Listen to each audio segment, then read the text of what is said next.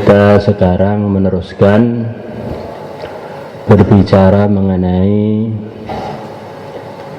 akidah-akidah Syiah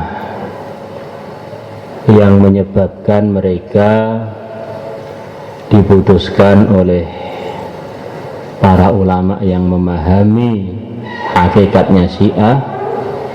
Mereka ini sudah off dari Islam.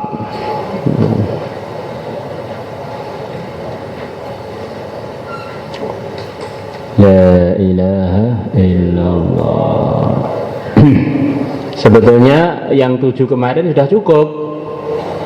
Jadi kita biar punya wawasan yang lebih lagi mengenai penyelewengan-penyelewengan yang telah mereka kerjakan.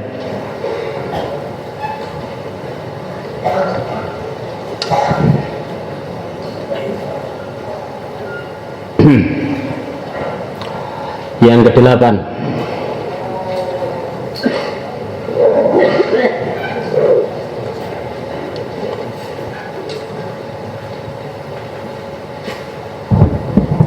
la ilaha illallah, Allahu Akbar.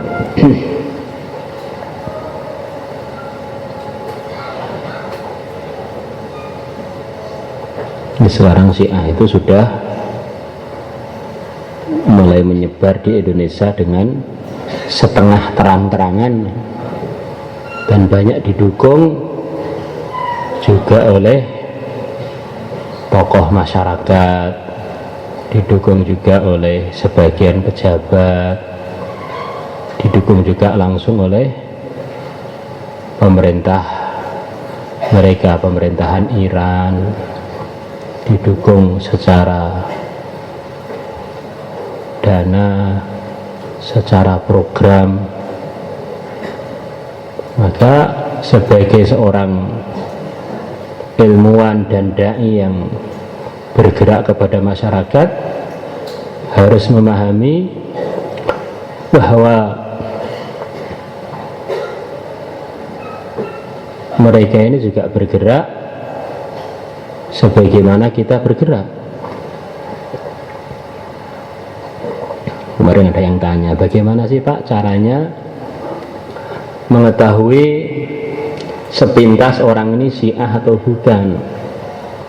Di antaranya yang mudah itu, orang Syiah sholatnya hanya pagi dan sore saja, 3 waktu, dan sholatnya punya ciri khas. Kalau mereka sholat tidak ada salamnya, tengok kanan tengok kiri, nggak ada. Yang ada mereka memukul kedua pahanya, dalam bahasa Jawa nyeblek kedua pahanya gitu. Dan setiap sholatnya mesti ada kunutnya, kunut gini. Dan kunutnya sudah saya ceritakan isinya. Ya Allah, laknatlah musuh-musuh kami semuanya, Abu Bakar, Umar, Uthman, Aisyah, Hindun, dan Ummul Hakam ajma'in, amin ya rabbal alamin. Jadi isinya kunutnya begitu itu. Jadi termasuk ibadah mereka yang terpuncak, yang disowankan kepada Allah, yang namanya sholat, itu mencaci tokoh-tokoh dalam perjuangan Islam. Kemarin waktu saya ke Solo itu, ke airport, sholat di airport. Lepas sholat, saya duduk sebentar di masjid, ada orang Syiah sholat di masjid airport Solo itu. Jadi maknanya sudah ada di Solo juga, mampir atau memang orang Solo. La ilaha illallah. Kalau ada pesantren, kemudian sukanya bajunya hitam-hitam, laki-laki yang terus gak pakai topi, jubah, itu salah satu ciri khasnya Syiah. Kalau orang Wahabi kan ciri khasnya nggak pakai topi, celananya cingkrang, terus nggak bisa senyum, kalau disalami, kalau nggak kenal nggak mau jawab, itu salafian ya. Nah, kalau Syiah beda lagi, bajunya hitam-hitam biasanya, terus tidak pakai topi, santri-santrinya itu. Kalau ustadz-ustadznya sepertinya full sunnah, tapi mesti bajunya paling luar itu ada hitamnya, karena satu ungkapan bela sungkawa kata mereka atas kematian Sayyidina Husain di Karbala. Jadi mengasaskan organisasinya itu atas balas dendam, memang gitu. Tipuannya itu dengan menyentuh perasaan umat Islam, masa cucunya Nabi dibuat hal yang tidak pantas pada dia. Dan ini merupakan kerjasamanya para sahabat, terus dikembangkan oleh mereka, kembang dengan kebohongan-kebohongan. Kita telah membicarakan sebelumnya bahwa orang Syiah punya akidah, mereka mengatakan Islam itu belum akan sah sebelum orang punya akidah namanya akidah badak, bahwa sebelum perkara itu terjadi Allah belum tahu. Sudah kita ceritakan itu kan, ya kan? Kita sudah menceritakan itu. Maka sering terjadi kekeliruan pada pengaturan dunia ini. Dulu sebetulnya yang mau diangkat Isra wal Mi'raj siapa? Sayyidina Ali, itu malaikat yang diutus, keliru milih. Waktu itu Nabi dan Sayyidina Ali sedang tidur di tempat yang berdekatan, malaikatnya keliru milih. Ya sudah terlanjur sampai ke langit, masa mau dipulangkan? Kurang asem banget itu.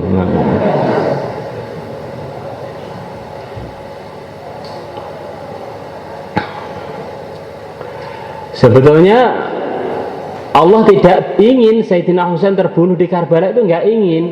Loh, selepas di sana dibokong orang, dikhianati, nah baru Allah tahu, menyesal kenapa sih saya gerakkan Husain ke sana. Jadi Masya Allah.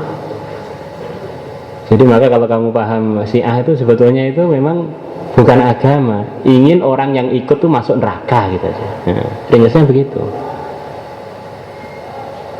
Dan itu awal mulanya adalah dari gerakan bawah tanahnya Yahudi untuk merubah Islam. Tapi mereka nggak berhasil. Akhirnya ketahuan, jadilah sempalan namanya Syiah yang dimufakati oleh Sunni. Mereka ini orang-orang yang tidak benar, yang nyeleweng. Jadi kalau dalam agama Nasrani mereka berhasil. Orang-orang Nasrani dulu bertauhid, maka orang-orang Yahudi usaha merusak agama Nasrani. Selepas mereka dengar dari para nabi bahwa mereka orang-orang yang dilaknat, yang dimurkai Allah, bukan malah tobat, malah mereka ingin semua orang terlaknat seperti mereka. Setan berupa manusia adalah Yahudi. Akhirnya mereka usaha-usaha sampai berhasil.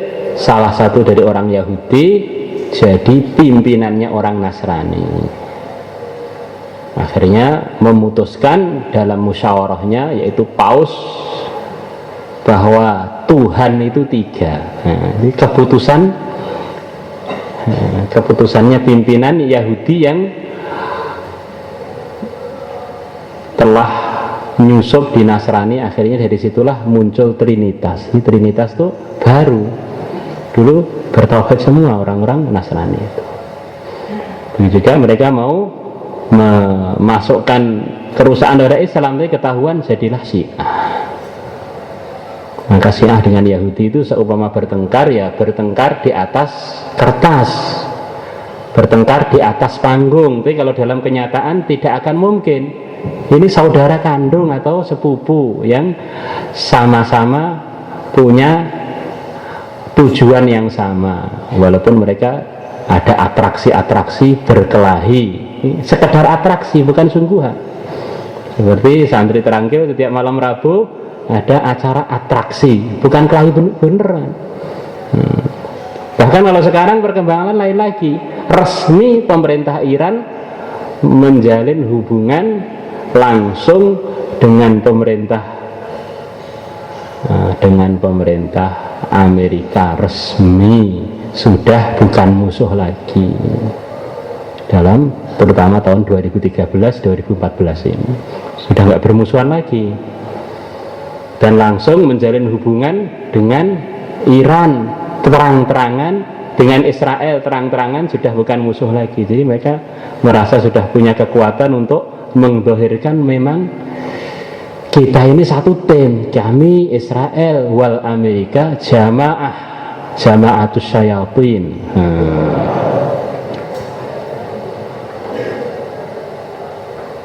Maka selepas itu tidaklah aneh yang mulia Nabi besar Muhammad sallallahu alaihi wasallam bersabda, kurang lebih mafhumnya, nanti Dajjal akan diikuti oleh 70.000 orang Yahudi dari Asfahan. Asfahan ini satu kota besar di negeri Iran. Iran kan negara Islam, Republik Islam Iran katanya. Kok ada Yahudi dari Asfahan itu bagaimana? Ternyata sabdanya Nabi adalah nyata dari wahyu. Sampai sekarang di Asfahan itu sinagog punyanya Yahudi dilindungi oleh pemerintah Iran. Bukan hanya dilindungi, pengziarah Yahudi dari Israel pun berdatangan tiap hari ribuan ke Asfahan untuk ziarah dan kerjasama dengan orang-orang Yahudi di sana. Yahudi yang topinya lebar, macam-macam jenisnya lengkap di Asfahan sana. Belum pernah Iran, belum pernah Syiah itu dalam sejarah Islam pernah menguntungkan Islam, yang ada menghancurkan Islam dari dalam. Sampai masuknya Tatar ke Baghdad sebab pengkhianatan seorang jenderal dari Syiah. Semua pasukan ditipu oleh dia, pasukan Islam.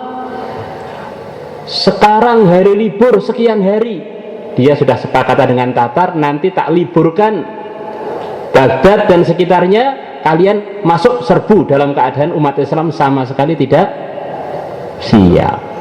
Akhirnya 1 juta orang terbunuh gara-gara pengkhianatan si jenderal Syiah. Diliburkan tentara itu. La ilaha illallah.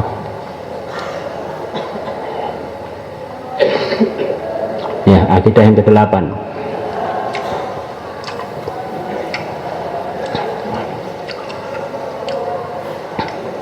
Orang Syiah berakidah bahwa para imam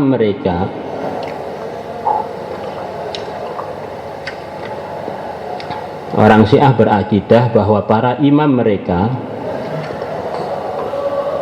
mengetahui apapun yang tersembunyi.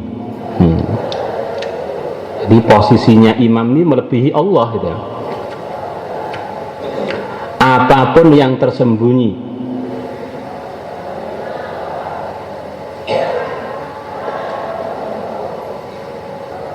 baik pun yang telah, akan, atau sedang terjadi.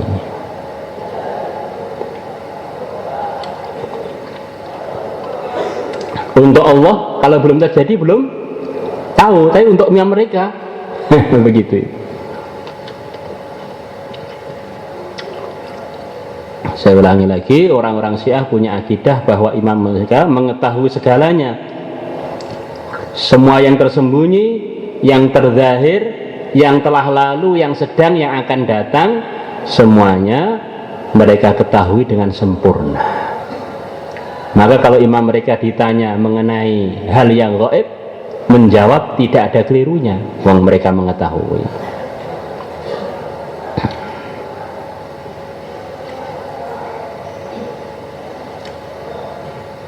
Insyaallah 8. 9.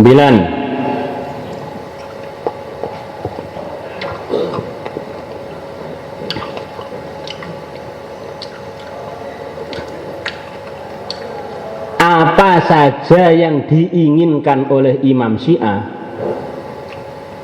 apa saja yang diinginkan oleh orang Syiah itu adalah keinginan Allah.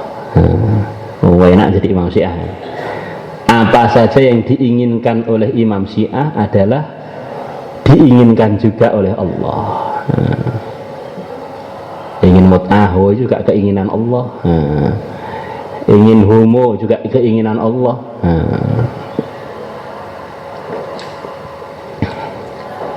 La ilaha illallah. 10.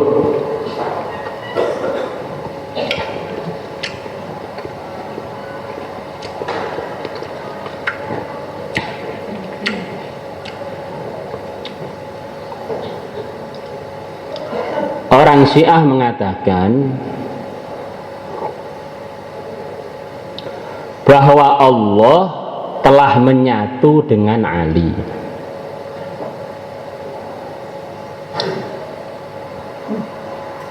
Ali adalah Allah, Allah adalah Ali. Maka kalau ada orang meminta kepada Allah dengan mengatakan ya Allah, dia belum kenal dengan Allah. Orang Syiah mengatakan bahwa Allah telah menyatu dengan Ali. Ali adalah Allah, Allah adalah Ali. Maka kalau orang berdoa dan meminta ya Allah, maka dia belum kenal dengan Allah. Orang yang kenal dengan Allah, dia akan meminta dengan ungkapan ya Ali madad, ya Ali madad, ya Ali mim dal dal, ya Ali madad, wahai Ali tolonglah aku, wahai Ali tolonglah aku. Karena Ali adalah Allah, Allah adalah Ali. Gimana, ngeri kan? Syiah itu begitu tingkatannya. Maka secara ilmiah orang-orang Syiah itu ya mau diajak ke Islam tuh nggak ada jalan. Diajak ke Quran, Quran katanya palsu. Diajak minta ikut sahabat katanya murtad. Diajak ikut hadis, wong yang riwayatkan hadis aja murtad, apalagi hadisnya. Diajak doa pada Allah minta hidayah, Allahnya Sayyidina Ali. Jadi masya Allah buntu semua itu cari hidayah untuk orang Syiah itu. Tapi dalam kenyataan kehidupan Allah itu memberikan hidayah kepada hambanya yang dikehendaki. Banyak juga orang-orang Syiah yang dapat hidayah akhirnya masuk Islam. Berapa? Nomor berapa? 11 sudah? Saya 11 ya.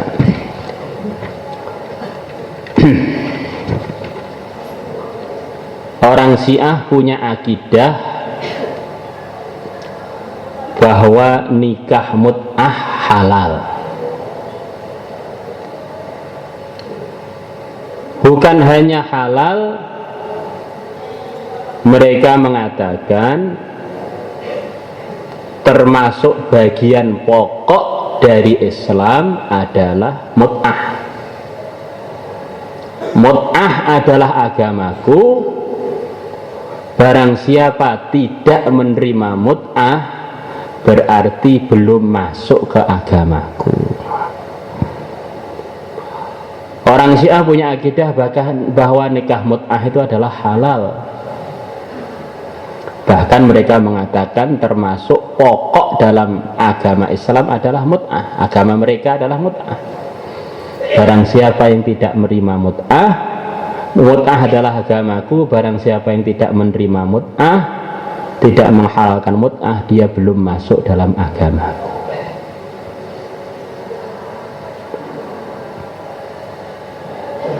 Ini sebelum diteruskan ya, ini cerita, kalau usah ditulis. Kalau mau tulis mafhumnya silahkan aja.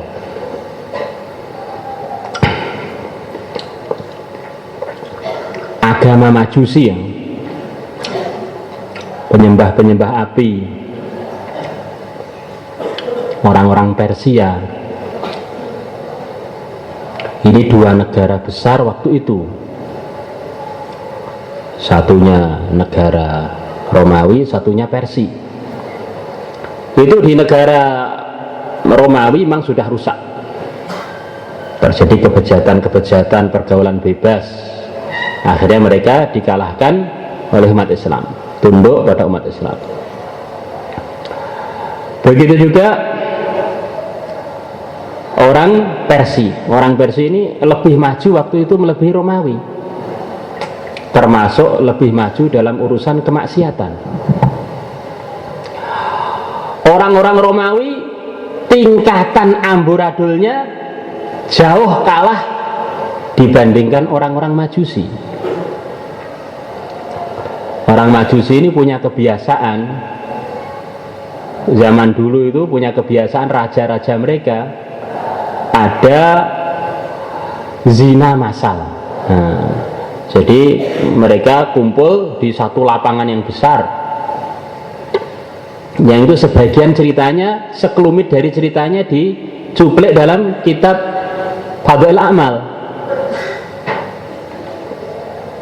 Kumpul semuanya sudah bawa perempuan-perempuan, semuanya nggak pakai baju. Kemudian pimpinan mereka pertama kali dia berzina di muka umum, di hadapan seluruh rakyat. Selepas itu zina massal. Mereka bilang, zina yang begini lezat kok diharamkan oleh orang-orang yang katanya Islam itu.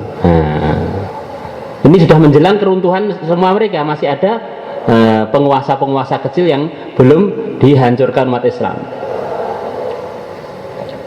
Maka akhirnya sebagian umat Islam dengar itu. Maka akhirnya raja itu diserbu, berhasil ditangkap. Selepas berhasil ditangkap, umat Islam musyawarah, ini raja yang kurang ajarnya, bagusnya diapakan cara membunuh dia itu. Ini pimpinan zina massal itu. Dipotong aja lehernya, kurang kejam, ini kurang diambil pelajaran. Gimana akhirnya diputuskan ini digodok hidup-hidup aja. Akhirnya mereka buat priuk, orang Islam buat priuk, kemudian digodok di priuk itu, digodok tambah panas, dia sudah mulai mau mateng itu. Maka raja itu ingat, wah, umat Islam dulu kan punya senjata saksi namanya kalimah sodo, la ilaha illallah Muhammad Rasulullah. Maka dia langsung bilang la ilaha illallah, la ilaha illallah, padahal dia pimpinan Majusi. Jadi berarti dia sudah masuk Islam. Langsung turun hujan disertai angin. Akhirnya raja yang digodok tadi terangkat oleh angin itu sampai salah satu negara kafir dalam keadaan dia ini tawajuh zikir, la ilaha illallah, la ilaha illallah. Sampai akhirnya negara yang lihat raja itu tanya ceritanya pada raja. Raja itu cerita, akhirnya saya ini loh maksiat terus, kafir terus. Begitu saya masuk Islam sebentar aja tengah-tengah digodok, ditolong oleh Tuhannya umat Islam sampai akhirnya selamat sampai negeri kalian. Akhirnya negeri itu masuk Islam juga. Di cerita lengkapnya memang ringkesnya Persia itu memang semrawutnya setengah mati. Maka dalam kitab Al-Awail punyanya Ibnu Asakir, beliau cerita bahwa mulai zaman Nabi, zaman Abu Bakar, zaman Umar radhiyallahu anhuma, ini tidak dikenal di kalangan umat Islam laki-laki suka dengan laki-laki, nggak ada itu.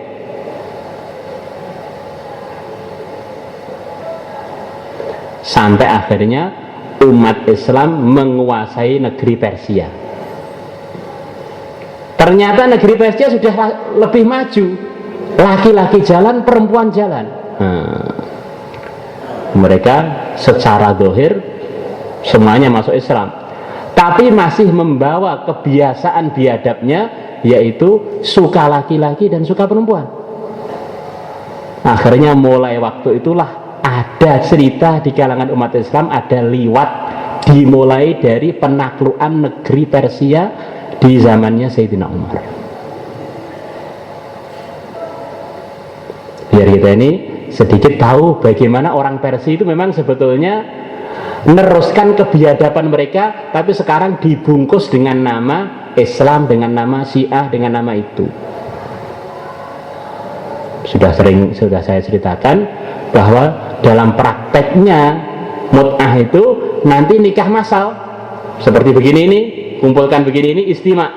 Nah, setiap kampung ada istima. Kalau orang tabligh ada taklim maskurat, mereka ada taklim mut'ah, ada target fadilah mut'ah, fadilah mut'ah, fadilah mut'ah, kemudian halal, sudah, siapa yang di sampingnya ditubruk.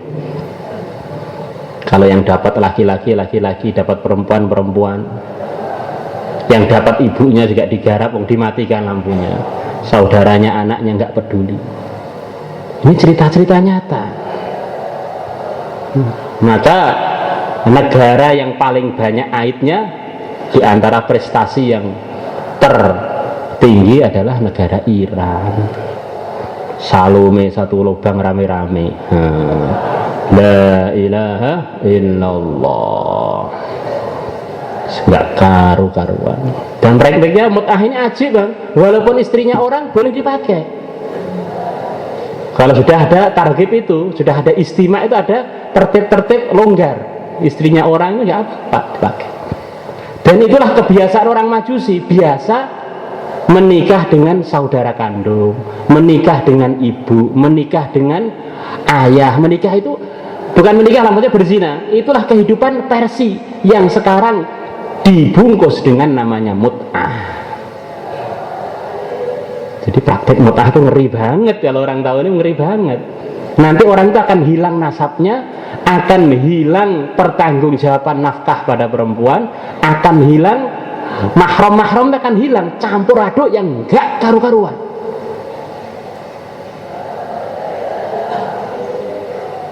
Maka kalau orang bilang mut'ah boleh, oh itu gawat, terusannya itu gawat.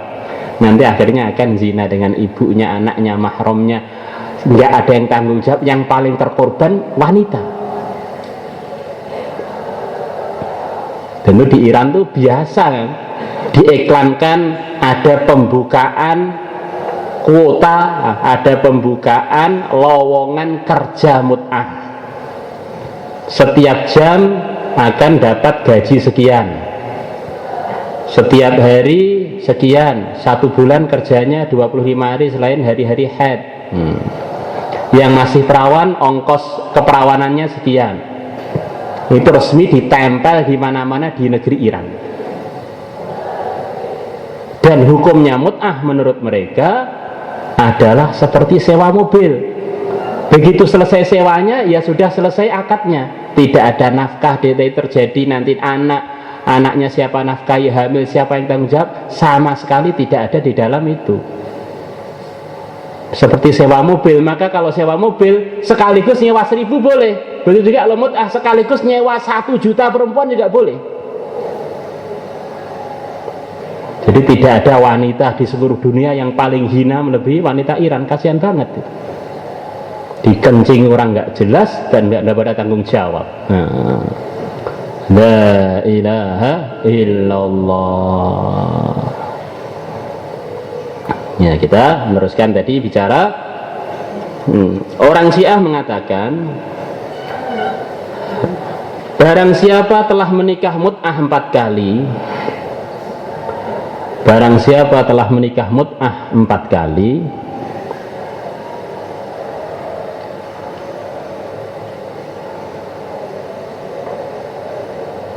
maka derajatnya seperti Rasulullah Muhammad sallallahu alaihi wasallam.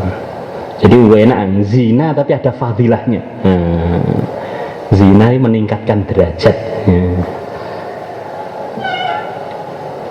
Bukan hanya zina ini bukan hanya zina, penghancuran generasi manusia geden-gedean melebihi zina ini mut'ah ini, karena kan diresmikan dan tidak ada batasan jumlah dan juga tidak ada batasan punyanya siapa? Halal. Kalau sudah dalam majelis mut'ah halal. Kemarin ada tamu cerai dengan istrinya. Kenapa? Karena istrinya ikut majelis Syiah sebentar aja, ternyata sudah dipakai orang. Baru. Iya. Kemarin malam cerita. Ilaha illallah. Ya memangnya kenapa? Boleh kok. Nah, kan saya sedang dalam majelis itu sudah halal semua. Nah, di Jakarta kan, bukan di Jakarta. Asalnya dengar radio apa begitu, terus akhirnya mengikuti salah satu majelisnya, ternyata di situ meningkat ada majelis mut'ah. Dipakai bareng-bareng. La ilaha illallah. Kalau orang menikah mut'ah, kalau orang mut'ah jangan menikah terlalu baik. Siapa zina mut'ah sekali, dari istilahnya jelek gitu ya. Barang siapa mut'ah sekali, maka seluruh dosanya terhapus dari dia, sebagaimana dia dilahirkan dari perut ibunya pertama kali. Itu mut'ah pertama kali. Mut'ah yang kedua kali, meningkat derajatnya seperti derajatnya Hasan, Sayyidina Hasan radhiyallahu anhu. Mut'ah yang ketiga kali seperti Sayyidina Husain. Mut'ah keempat kali seperti Rasulullah sallallahu alaihi wasallam.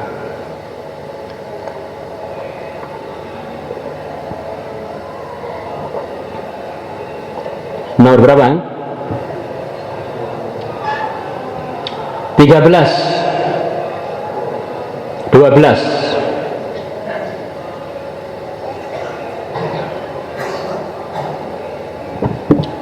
Ini sebelum mengulas ke-12 kita harus tahu akidah kita mengenai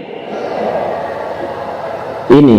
Jadi di dalam Islam, dalam syariat Islam termasuk perkara yang sangat dipentingkan adalah menjaga hubungan keturunan, menjaga mahram. Maka dalam Islam tidak boleh orang menikah dengan bekas istrinya orang kecuali selepas istibra, selepas orang tadi jelas, wanita tadi jelas tidak hamil dari laki-laki yang sebelumnya.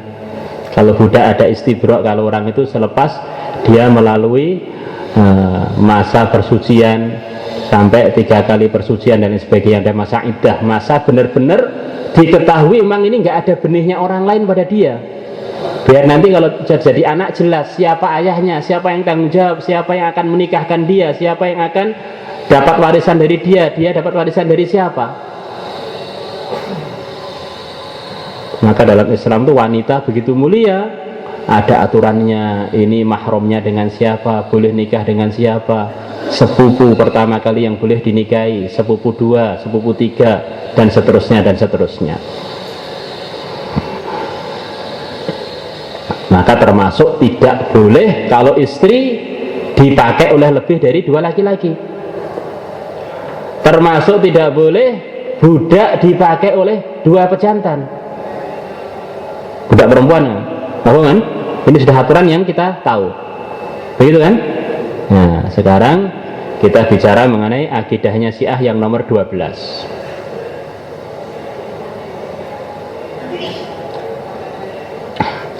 Orang Syiah punya pemahaman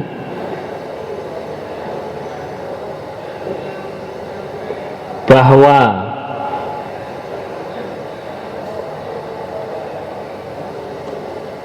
kalau orang mempunyai budak perempuan,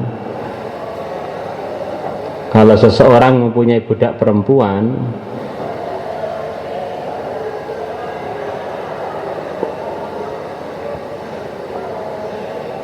boleh disetubui oleh pemiliknya dan juga oleh teman-temannya.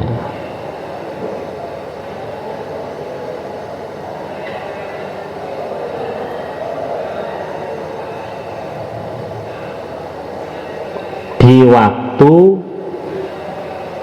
yang tidak terpisahkan dengan istibro. Makanya ini pagi dipakai oleh pemiliknya, siang dipakai oleh temannya, sore dipakai temannya yang lain, boleh-boleh saja tanpa dijedai dengan istibro atau perpindahan hak milik.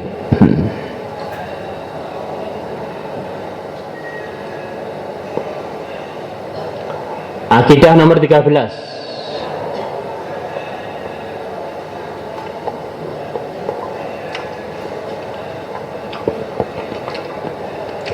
Orang Syiah ini punya keyakinan juga bahwa Imam Mahdi akan datang.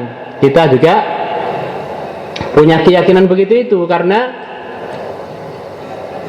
hadis yang menerangkan datangnya Imam Mahdi dari cucunya Nabi yang namanya Muhammad, bapaknya namanya Abdullah, yang akan mempersatukan seluruh umat, itu hadisnya mutawatir, bukan sekedar sahih, hadisnya mutawatir.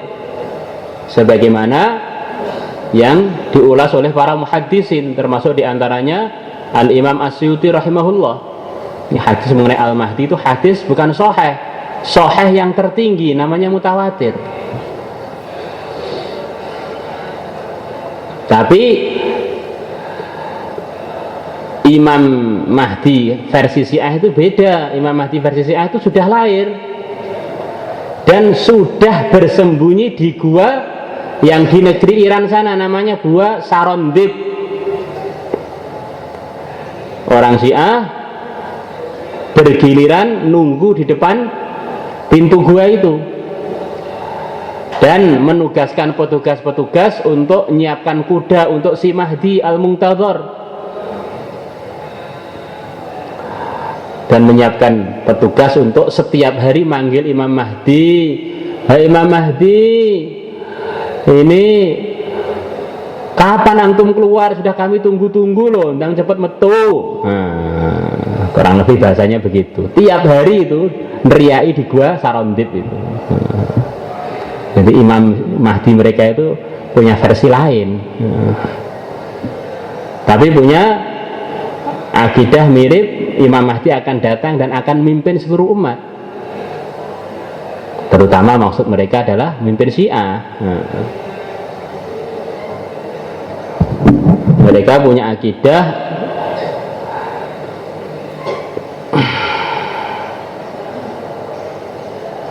begitu Imam Mahdi nanti muncul sebelum hari kiamat, sebelum Imam Mahdi nanti muncul di hari kiamat,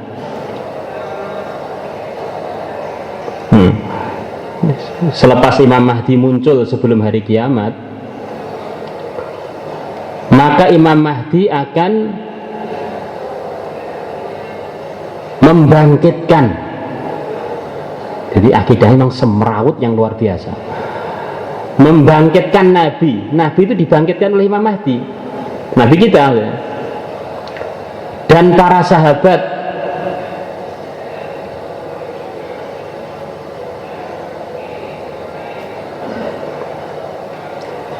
Dan Al-Mahdi akan membongkar kuburan Abu Bakar dan Umar.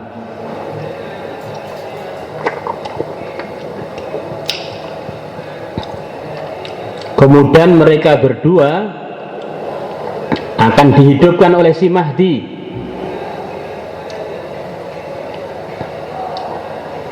Dan akan disalib ramai-ramai di seluruh umat waktu itu sebelum hari kiamat, di depan sahabat yang lain, di depan Rasulullah, di depan seluruh umat yang ada. Ini kebohongan yang kurang ajar banget ini. Termasuk acaranya Imam Mahdi bongkar kuburnya Sayyidah Aisyah, kemudian memerintahkan umat waktu itu untuk merajam Sayyidah Aisyah rame-rame. Maka itulah yang dikatakan Abul Hasan An-Nadwi, Syiah itu memang musuh abadi, tidak bisa jadi temannya orang Sunni, nggak bisa. Akidahnya itu memang langsung asasnya itu bertentangan.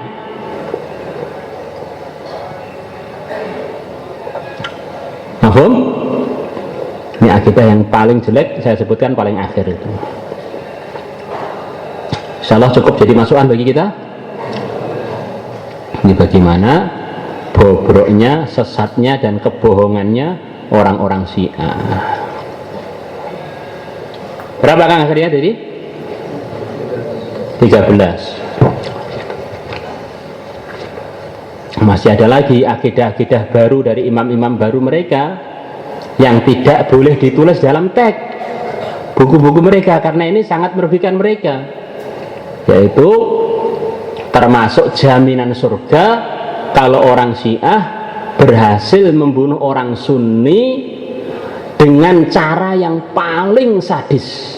Tambah sadis, tambah banyak pahalanya.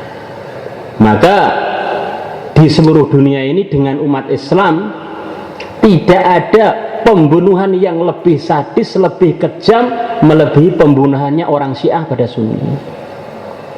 Diperkosa, digodok hidup-hidup, dibakar sedikit-sedikit, dipotongi sedikit-sedikit, dibur sampai mati bertahap-tahap sampai mati dalam keadaan di puncak kesakitan. Memang itu ada doktrin khusus yang tidak tertulis dalam kitab-kitab mereka karena itu bahaya. Maka tidak ada Syiah dimanapun kecuali mesti nanti akhirnya bukan berdebat membunuh orang Sunni. Karena memang termasuk doktrin tidak tertulis mereka. La ilaha illallah. Setuju? Setuju apa ini? Nah, sekarang kita masuk ke bab tajwid. La ilaha illallah Muhammadur Rasulullah sallallahu alaihi wasallam. Ada berapa? Buat berapa? Sekarang yang hadir ini kira-kira berapa orang? 600-an ada?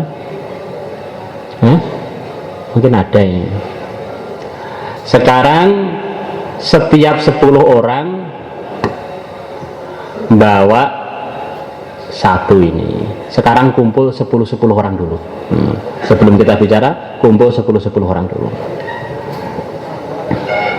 Yang 10 orang tadi dari halakoh yang sama. Karena besok, insya Allah yang isi saya lagi besok ya, bukan besok apa ya, besok ya.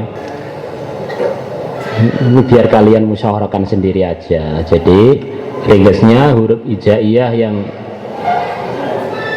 28 itu mempunyai makharij dan sifat yang kalian harus hafal besok. Termasuk jumlah-jumlah gigi yang laki-laki dewasa yang normal, yang tidak dongos ataupun gugut. Kalau dongos itu apa? Maju giginya ya dua-duanya lah, mungkin atas bawah itu namanya dongos, merongos. Kalau gugut itu yang bawah saja yang maju, menyalip yang atas itu namanya gugut. Itu mungkin terjadi perbedaan orang-orang yang gugut atau dongos, mungkin giginya lebih atau kurang dari umumnya orang. La ilaha illallah. Umumnya manusia dewasa giginya 32. Ya, sekarang kita buka surat Baqarah. Jadi urusan Syiah itu 13 akidah tadi sudah sangat-sangat cukup untuk kalian